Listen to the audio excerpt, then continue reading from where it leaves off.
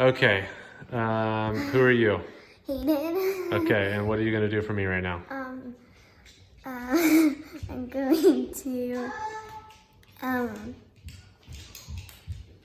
going to record me, right? yeah. Yeah. All right. What do you need, son? I want Pikachu for me. Okay. Can you find it on your own? Can you find anyone? Because Hayden's going to videotape me right now, okay? Okay, I'll try to stop. Okay. All right. You ready? Yep. Okay, here we go. Well, good morning, everybody. This is Tuesday, the 24th. I hope you guys are doing well. This totally stinks, but we're going to make it. If you haven't heard, the AP test is going to be a 45-minute online test, and there's not going to be any free response as far as I know. So, I hope you're all still going to do it. You've all been working super hard, and we're going to get these last two chapters in here. So up here, I have what is basically chapter 24. Chapter 24 has two things in it. It has the two sample t interval for means, and it has the two sample t test for means.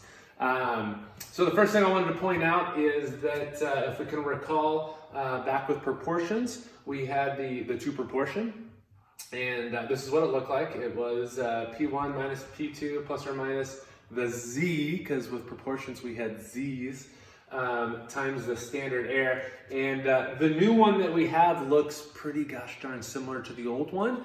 Instead of p hats, we have y bars. Instead of the z, we have the t.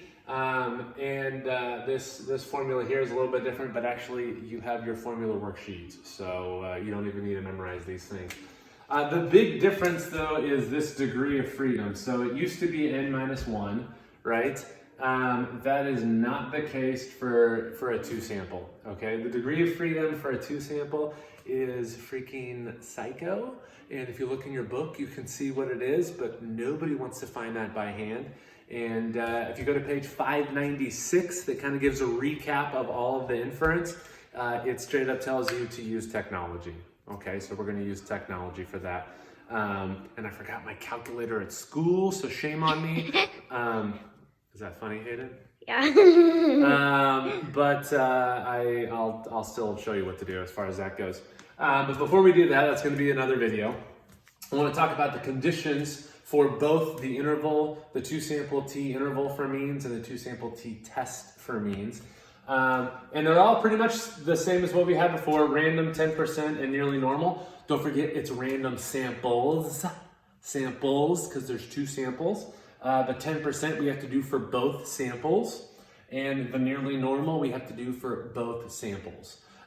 If those samples are greater than 30, so if the sample size is greater than 30, then we're all good there. If it's not, then we need to look at the distribution, which is the histogram. We look at the histogram to see if it's nearly normal. And it pretty much is always going to be fine. The new one, which is the same thing we have for proportions, is the independent groups. So what this says is that you have two different samples, right? These samples need to be independent from each other. I can't have like husbands and wives, okay? I can't have first sibling, second sibling. I can't have two groups that somehow influence each other. We will talk about that next chapter, okay? That's called a paired or a matched t-test. But in this specific one, these two groups must be independent from each other. It's an assumption, so we can't prove it. So all you're gonna do is you're gonna make the statement, I believe that these two groups are independent from each other. And that's pretty much all you gotta write down, okay?